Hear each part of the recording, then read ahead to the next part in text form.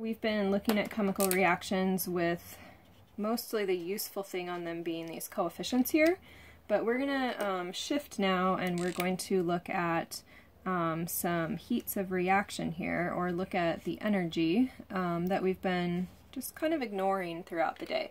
But there's always some kind of energy change associated with a chemical reaction, and you could see these. This reaction, hopefully you watched the video of beforehand.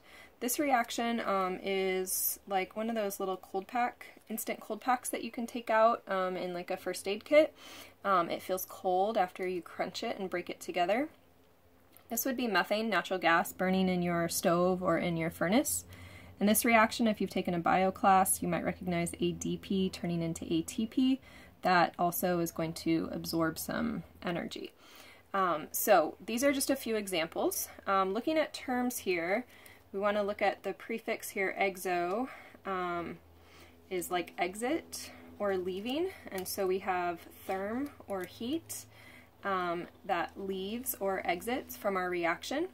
And then over here we have endothermic reactions, and so here the heat is entering into my reaction.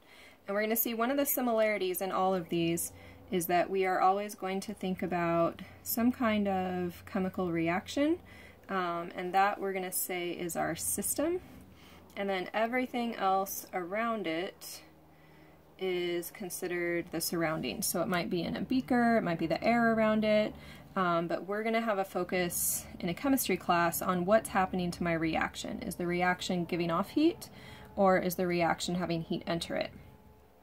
So as we look here at this reaction, I notice when I watch a video about this that I see energy being given off, light, and it would probably feel hot.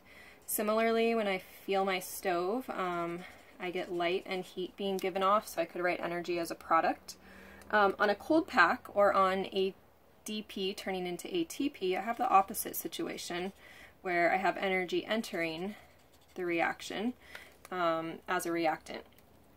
So on both of these, we can see that there's some kind of energy change. On one set of reactions, energy is a product. On the other, energy is a reactant. So in terms of what you actually feel or see, on exothermic reactions, these may feel hot, or you might see light. So those are some observations to look for. Like we said above, we lose or release energy.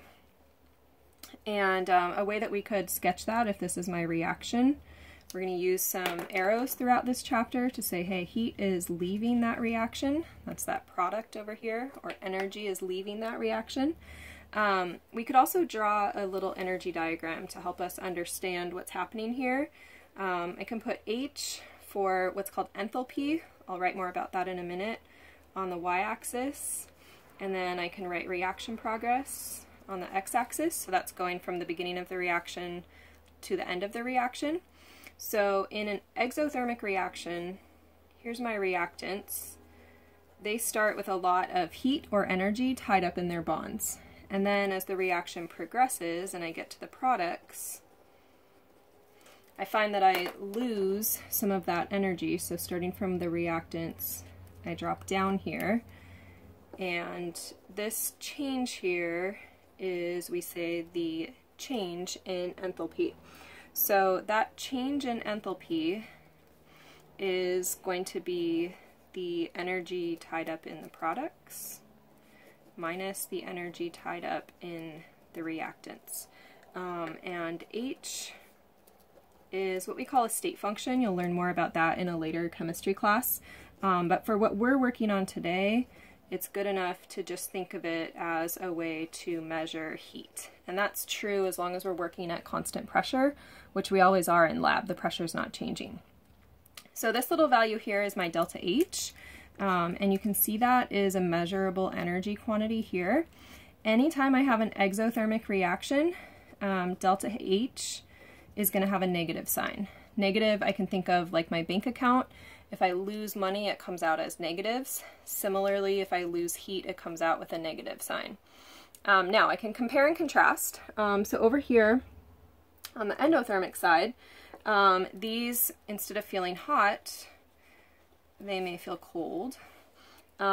These are going to be reactions that absorb energy.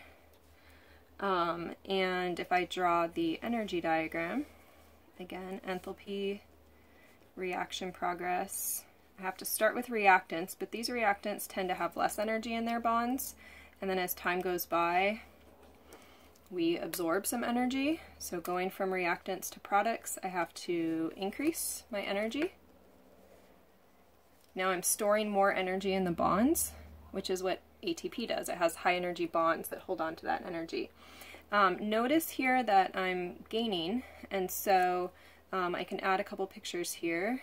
So if this is my reaction, my system, these kind of reactions, I have heat coming into the reaction, and I'm going to see that for that delta H sign, it's always going to be positive. I'm gaining energy. Like if I gained money, it's a positive thing. So that's a little bit of a summary of energy and chemical reactions. Next up, we'll go into some calculations to figure out how much heat is lost or gained and what kind of temperature changes that's associated with.